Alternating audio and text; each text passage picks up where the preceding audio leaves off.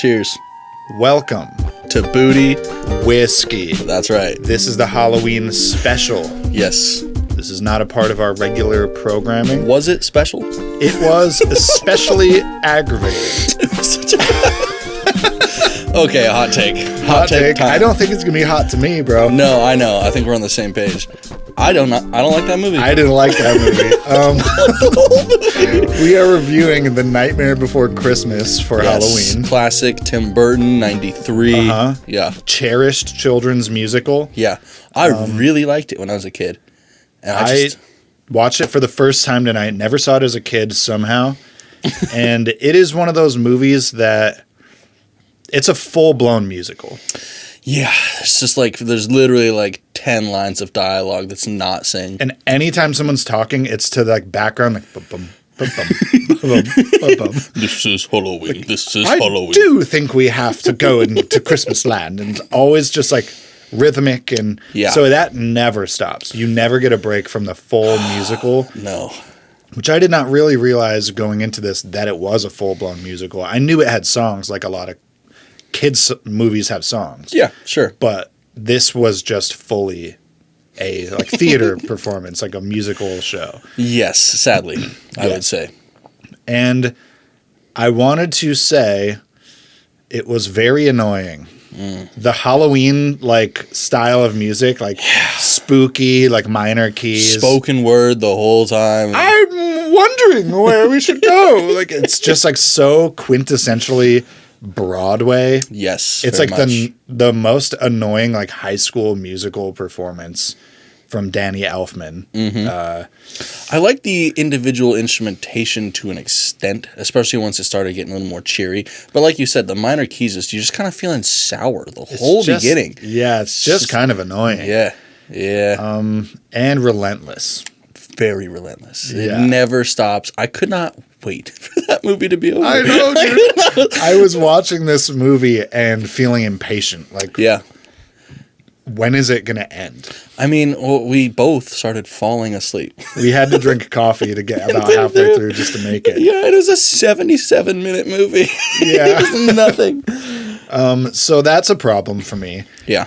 It is not a pleasurable watch for specifically me and you, but I would say for like adults. Yeah, in general. I mean, it's pretty much just purely tailored towards kids. Purely for the imagination of a kid. Yeah. That said, it was hard for me because I genuinely appreciated the creative like vision and direction of everything. I really like the use of miniatures and claymation style shooting to create a miniature world, and it's all practical effects. I mean, iconic level character building. Yeah. It was so unique, and just like before that, was there anything like that? I mean, you had claymation, but it wasn't that Tim Burton style. Yeah, not so fully fleshed out.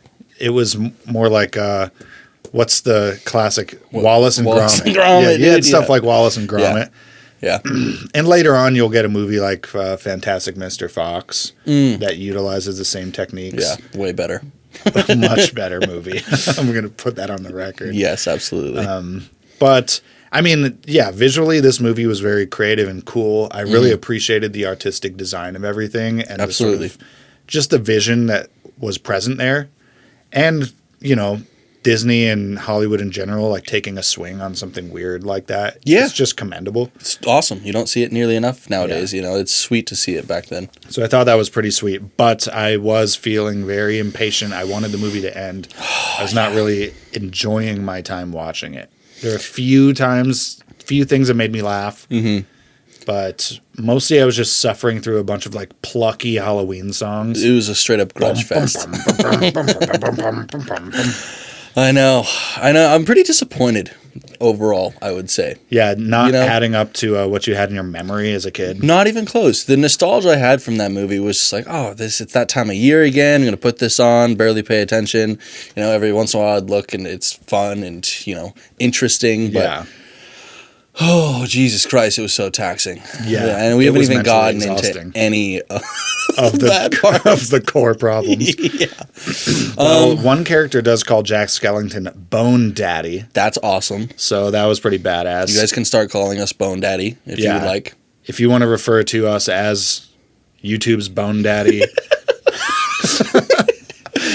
you're more than welcome. Yeah, we'll take it. Yeah, we can take that mantle onto our shoulders. Mm-hmm. No problem. Yeah. So I thought that was pretty ridiculous, Bone Daddy. What were your thoughts? No, I won't color it. You tell me something that was on your mind during the movie. That was on my mind? Yeah. Specifically? What stuck out to you as a notable detail? I mean, man, the Oogie Boogie boy. I don't know. The Oogie Boogie man. I don't know whose idea this was. I can't believe it went through so much money. I bet the budget and the corporate overlords that were like, you know, signing off on this movie, how did they get through all of them? I don't get it. You know, okay, so here's our problem before we go into that. Oogie Boogie is the like dark, demented character in the basement of Halloween Town. Yeah, the main antagonist of the film. Right. He tries to betray Jack Skellington and actually hurt Santa Claus. He is... I actually saw this too just doing research. He is voiced by a black actor. Yeah. And his character is a clearly black-voiced, like... I don't know, like jazz archetype. Like, yeah, there's a couple versions of this that Disney has done in the past that this made me think of. Jungle Book has King Louie. Yup. Ironically, okay, so King Louie from Jungle Book was originally written to be Louis Armstrong. Yeah. And executives at the time thought it was too racist to cast Louis Armstrong as a monkey. Yeah. Like a jazz-voiced monkey, like, oh, like it's clearly racist, right? Yeah, absolutely. So they recast him as a white man, like the character of King Louie is voiced by a white man in Jungle Book, they did doing a Louis Armstrong impression. So it's just a white man doing like a Southern black voice, great, which is arguably more racist to me. I'd rather it be Louis Armstrong for real, or just not make it so racist. There's also an it doesn't option. have to be like a black character at all, but there's nothing inherently racist about wanting it to be Louis Armstrong because he was an iconic jazz man. Of course. And if he played it, it's not racist. Mm-hmm. I think it becomes racist the second you recast him as a white man doing his voice. He's like, hey, I want to talk like you. I want to be like you. It's like, that's so much worse now that it's a white guy. And so we got that exact same vibe. The other place Disney's done this for sure is Aristocats, where they have the jazz cats scene, and it's like all the black voiced jazz cats. They're like street cats playing piano. No. There's also a few like Asian ones that were really dicey. I think nowadays they put a warning at the front of that movie, really, for like racial insensitivity, because the Chinese cats are like, they're Siamese cats with like sideways eyes. Oh, the Siamese twins, and I know what you're talking about. Super racist. But there's also black cats, and they're like jazz players. They're like, everybody wants to be a cat. Like it's like Jesus Christ. That's insane. So Oogie Boogie really was reminding me of how racist Disney used to be. Yeah, I mean, literally, it couldn't be more. Oh, it could be more. It could be worse. It could be worse. It was bad. They really hit it. He's like head. In the basement, like his main motif is he has dice and he loves to gamble. He's like, you boys like gambling? He just throws his dice. Are you a gambling man, Santa Claus? Yeah. And then what is the female character's name? Sally? Sally, yeah.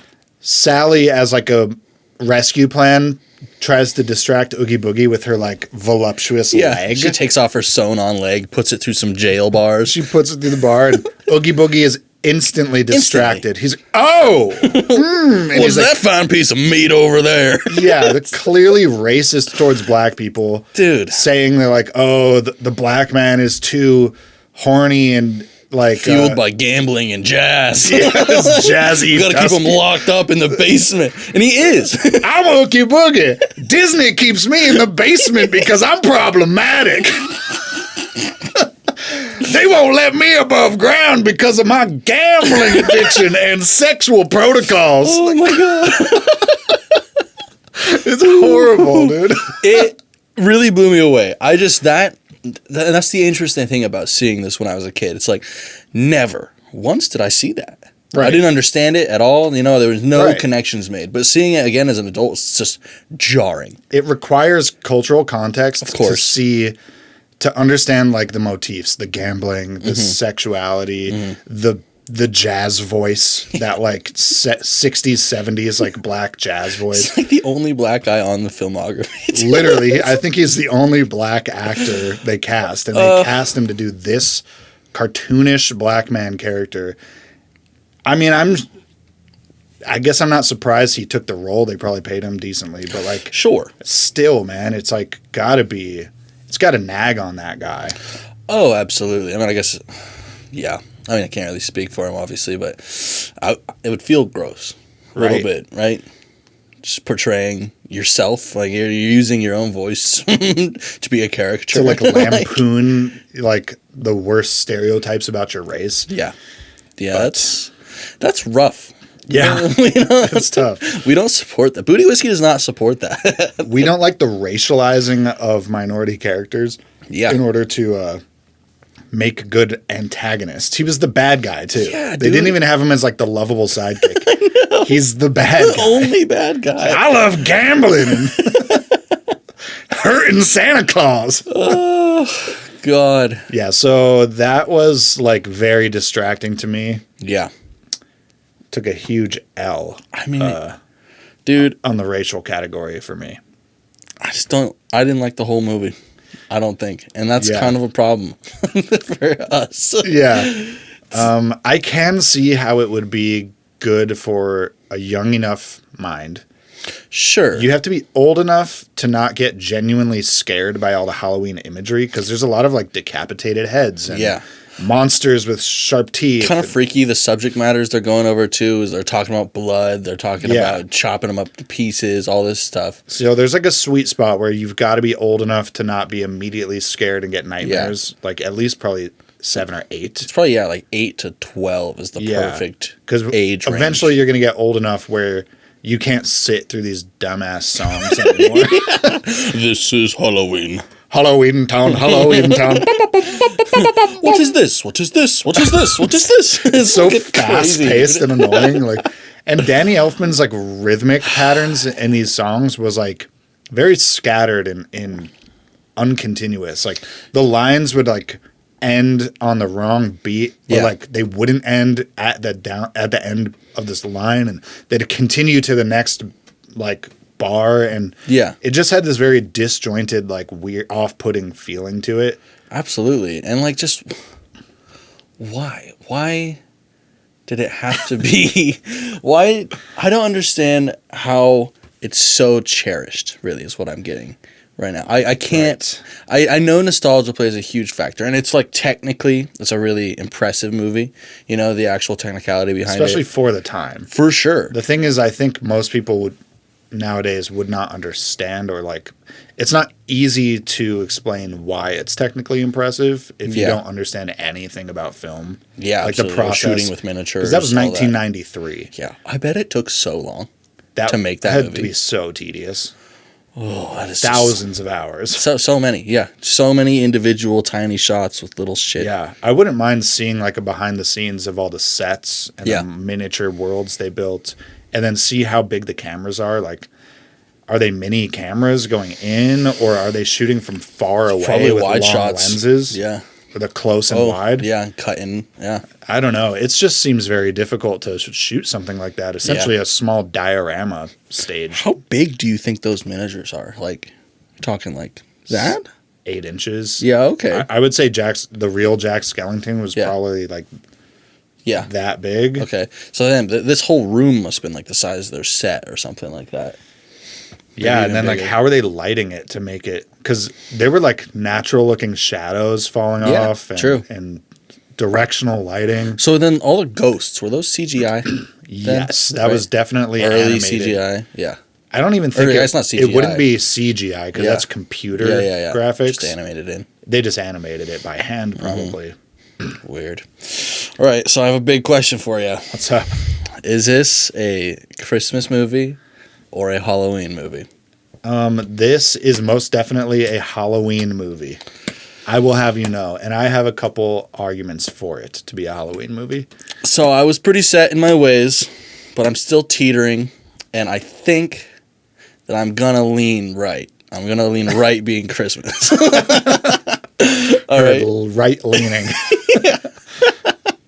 Santa Claus does wear a red suit. He does, red and all that, and he's kind of an authoritarian figure, and Yeah. he decides where the presents go, whether you're naughty or nice. It's really only up to him. Okay, here's why it's a Halloween movie. Okay, I will hit you with 3 reasons. 1, it takes place like 95% or more in Halloween Town. Yeah. Not in the Christmas world. Yeah. Almost, I think there's only 1 scene that is actually in Christmas world. 2, but yeah, when they steal Santa as well.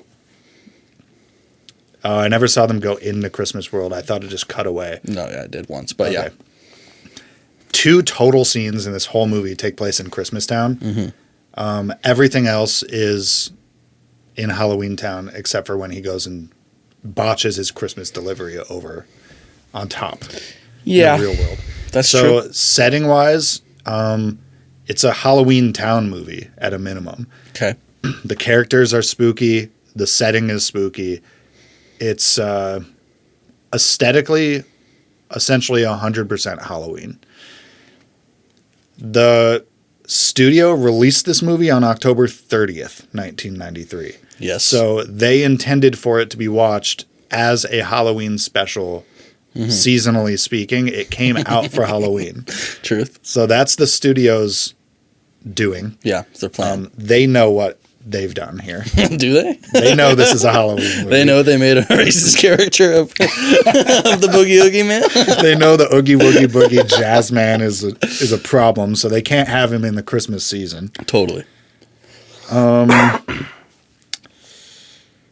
then just the music and the aesthetic is all Halloween. Like almost all of the songs are like minor key, spooky Halloween musical songs. You get like small Christmassy riffs only when they're in Christmas Town, or if Santa like comes in, they'll do like a jingle bell or something. Okay. But it's the bulk of the content is Halloween content. I agree with you. I have 2 rebuttals. So first, I think all of the joy and light in this movie, anything that brings purpose, comes from Christmas. So I think that is heavily swaying whether or not this is a more Christmas. I will overall concede, because you're right. But there's that, as well as I just don't think this is a fun movie to watch on Halloween. I think this movie would be more appreciated if it was already December 30th or whatever, or December 23rd or whatever. We're watching it for the Christmas aspect, because Christmas is here. They're going to find Christmas. For Halloween, this movie sucks. Bad movie. Yeah. If I were arguing for it to be a Christmas movie, I might also mention that it takes place on Christmas. True. So it starts at the end of Halloween, and then the whole movie is ramping up to Christmas. So even though it's set in Halloween Town, the timing is towards the actual holiday of Christmas and like pulling off Christmas. Yeah. So there is that. But yeah, I don't know. I think it's more appropriate for watching on Halloween too. Yeah, I guess. Maybe it's a Thanksgiving movie. Maybe you split the difference. I don't think you ever watched this movie. I don't think I'm ever going to watch this movie The hard truth, guys, is you don't need to watch this movie. It has a lot of charm, but it's mostly fueled by nostalgia. Yes. And it doesn't really hold up to the modern sensibility. No.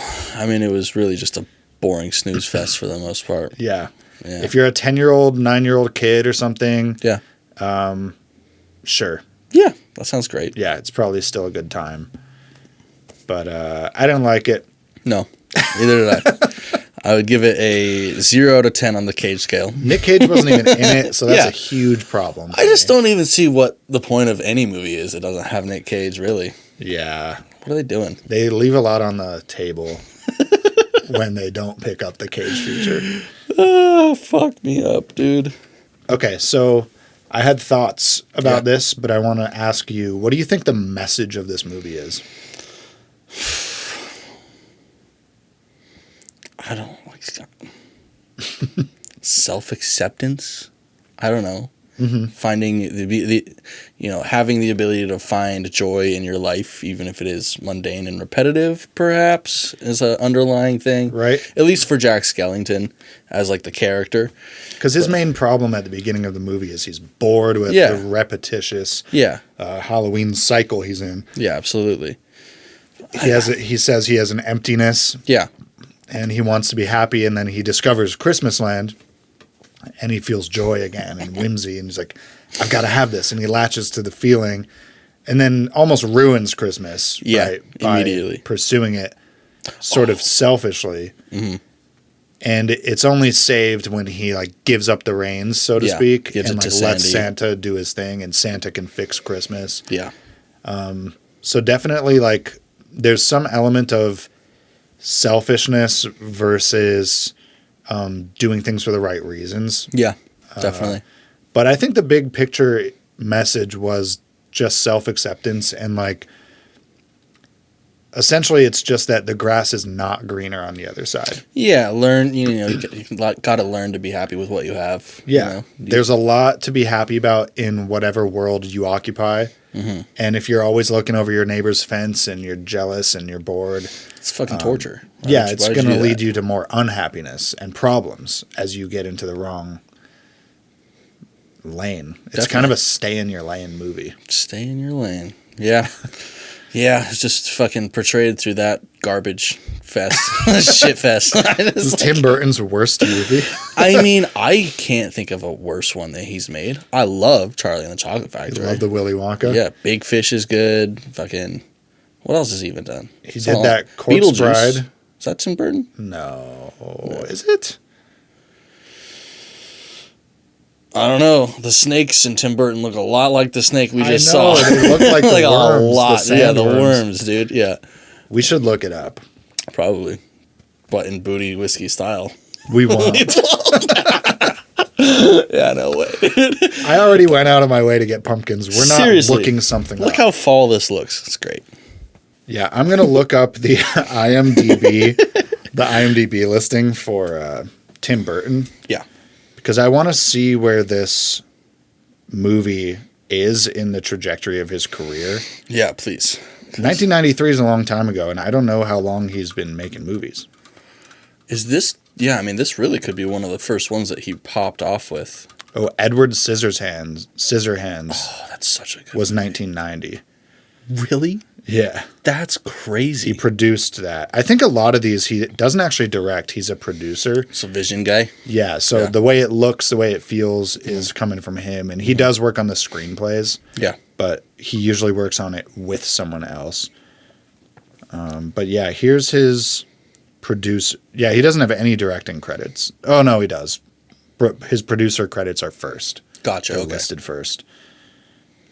Let me go back. Rewind. And we're back. Oh, he did James and the Giant Peach, Okay. 1996. That's a good-ass movie. Batman Forever, 95. Wow. Batman Forever was a crazy movie. Is that Nicholson? No, Batman Forever is the Riddler and Poison Ivy. Oh, yeah. Holy shit, I haven't seen that in like 20 years. I was probably 6 the last time I saw that. He did also Batman Returns, and that is with the Penguin and Catwoman. Okay. But yeah, Edward Scissorhands is his first feature-length thing, 1990. Before that, he just had a couple shorts like 8 years earlier. Okay. So he took some time off from that, and I'm sure if I went to like his directing credits, there's stuff in between. But sure. As a producer, his next big thing is Scissorhands. Johnny Depp, that might be the first time they've collaborated. With Edward? Had to be. Because Johnny Depp is like his guy. Yeah. Tim Burton's main boy. His boy. Fucking Charlie, dude. He did a Beetlejuice TV series for 3 years between 89 and 91. With like Michael Keaton? It looks animated. Oh. Yeah, the animated Beetlejuice show was produced by Tim Burton. Weird. Had no idea. Yeah. So then he probably did the other Beetlejuices. You would think so. You would think so. He did both Batmans in the 90s. So that's Batman Returns and then Batman Forever. Nightmare Before Christmas is after the first Batman. So yeah, he's just a couple things. Scissorhands, Beetlejuice, Batman, and then Nightmare Before Christmas. Straight into this. And then what? Big Fish after that? Something called Cabin Boy, Ed Wood, A Visit with Vincent, another Batman, James and the Giant Peach. Mars Attacks, he was a producer on that. That's a good-ass movie. Yeah. That's top tier. That's a ridiculous one. Yeah. That's also got Natalie Portman, although not as a lead. Yeah. Which is the only reason we didn't include it in our Portman series. Yeah. That's old, too, right? What is that, 96? 96. Yeah. And then there's a big jump. You get Corpse Bride 2005. Mm-hmm. Abraham Lincoln Vampire Hunter 2012. Holy shit. That was Tim Burton. What the fuck, dude? You never saw the trailers for that? Yeah, I remember seeing it. I was like, I never watched that movie, but it was so ridiculous. I just couldn't believe it. Yeah, my parents would not let me get it. Big Eyes, the live action Dumbo. He's doing the new Beetlejuice movie as a producer. Okay. I'm sure there's things in here if I go and look at him like as a writer or something. Real question. Is Tim Burton overrated? Oh, yeah. Right? Yeah. That's what I'm getting from this. I mean, sure, I like a couple of those movies. Like Edward Scissorhands, good-ass movie. Corpse Bride, pretty good. I think the Corpse Bride just did this way better. For sure. Animated, it looks better. That. We should... Or Scissorhands. Yeah. You haven't seen Edward Scissorhands? Nope. That's a good-ass movie, dog. That's a really good one. Doesn't that also have Helena Carter? Helena Bonham Carter. Bonham Carter. The female Johnny Depp. Yeah. I don't know, because I haven't seen it. Yeah, that's true. You just said that. But, yes, I do think Tim Burton is overrated. I want to give him his props for having a unique creative direction. And absolutely. Pushing the envelope with things like stop motion animation and miniatures and stuff like that. It is very cool. I don't want to take anything from him, but I just think that the enjoyability and quality of his projects is not there. In comparison to the way people lift him up. The pedestal that he's on. Yes, he is revered. I mean, it's he has legendary status, of course. Most people in America probably know Tim Burton's name. And his films just aren't that good. Yeah. They're not. They're good. Those Batman movies are annoying. I bet. For real. They're just kind of obnoxious. The scenes are a little hard to follow. It's the lighting's always very dark, and I know that's a stylistic choice, but it doesn't mean that it's good to watch. Yeah. Yeah. So, quick take. We think Tim Burton is ass. Is Tim Burton the worst, most famous director in Hollywood? Yeah. Best, worst. I don't know. Uwe Boll is probably actually worse. Who? Uwe Boll. Uweeboll. I have never heard those two words, but yeah. My buddy Morgan wants us to do a Uwe Boll series. Okay. Morgan, that's going to be a no from me. But we should probably watch one or two. Okay. He did that movie. I'm blanking on it right now. It's super infamous. James Franco did a movie where they... The Room. That's Uwe Boll. Oh, him. I believe. Okay. If that's not, don't kill me. Yeah, don't quote us here. We're fucking podcasters. But I believe... I'm not a researcher. Yeah, that's right. I didn't go to NASA, okay? I did not graduate from NASA just to get shot by a Uwe Boll fanatic. No, sir. No, thank you. But The Room is a very funny movie. Yes, that's the kind of stuff Uwe Boll does, woefully bad movies that somehow developed a cult following merely because they suck. And they're funny because they're so bad. Yeah. And he always casts himself in his movies. Yeah. I did not.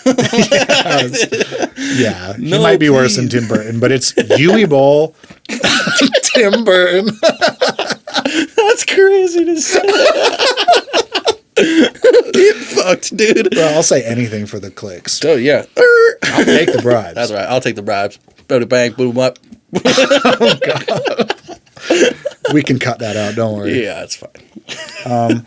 Well, I don't really have a whole lot more to say about this movie. No. It's just a Halloween special. It's going to be a short episode compared to our full scale ones. But Absolutely. Waste of space, waste of time. we wanted to get you guys a little Halloween festivity. Yeah.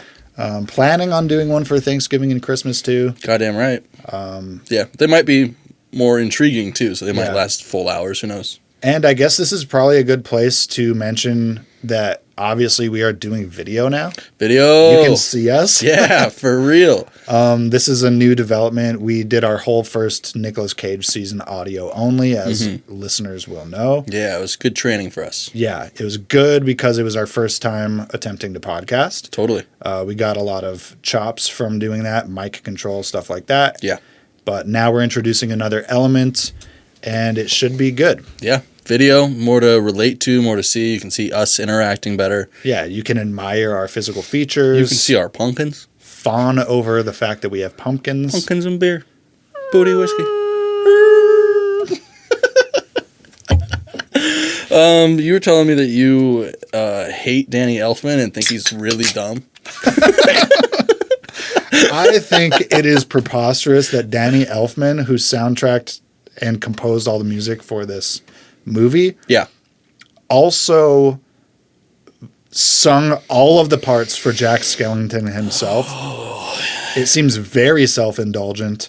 He really put his whole soul into it too, and it was gross. It was really annoying. Yeah, I did not enjoy it. And he sings so much. It's the whole fucking movie. It's every scene. And it's not just like normal, like a song. He's just like narrating what the fuck he's doing when he's walking around. And, What's this? What's this? What's this? What's this? What's this? What's this? Do I feel again? It's that like half talking, half singing style of Broadway. God, it's so taxing. I hate it so much. Yeah. Yep. At least in like a movie like Land Before Time, they talk, then they sing. Yeah. It's a full music section, then a full normal the plot section. carries on. They do But this thing. whole in-between thing where we're just like perpetually in Broadway mode. But Mayor, whatever do you mean? Oh, it gets old, man, very fast. Yeah, I am very Danny Elfman. Come on, man. You've done better. Yeah. His soundtracks are good usually when he just does the score. Yeah. He's got some pretty epic, like, orchestral string soundtracks. Yeah, I believe out it. there. Just, we don't need him on the microphone. Is he alive? Yeah. Oh. He's very active. Oh. I heard. It's like Hans Zimmer, Yeah. Danny Elfman as, like, The two score guys. the two score guys. Yeah. Instrumental, yeah. Or orchestral. Yeah. So, annoyed by Elfman. Annoyed by the whole movie, man. Yeah. Why'd we pick this? We did it to bring the Halloween spirit into your did. home. We did do that. That spirit specifically is smashing pumpkins out of rage because you just wasted 117 minutes. That we can or never 87 get back. minutes, or 70, whatever they Yeah, are. and any minutes is too many minutes. An allotted amount of time was wasted today. You burned me, bozo. You burned me. Gosh. Yeah, I mean, that's pretty much it for me, man. This Yeah. shit was fucking taxing, and I couldn't wait for it to be over. Like 4 minutes in, I was like, oh, I remember now. I remember now. I don't not like this. I'm not liking this. Yes. Well, if we just chat all over your favorite movie, let us know in the comments. Mm-hmm. And also, let us know where you land on the Halloween versus Christmas divide. Yes. It's very important to us that we pinpoint what this movie is. Is this a Halloween movie or is it a Christmas movie? If this is your favorite movie, also in the comments, tell us why you have such horrible taste. And go ahead and unsubscribe. Go ahead and click off. Just kidding. We love all our subs. Yeah, well, subs. All right.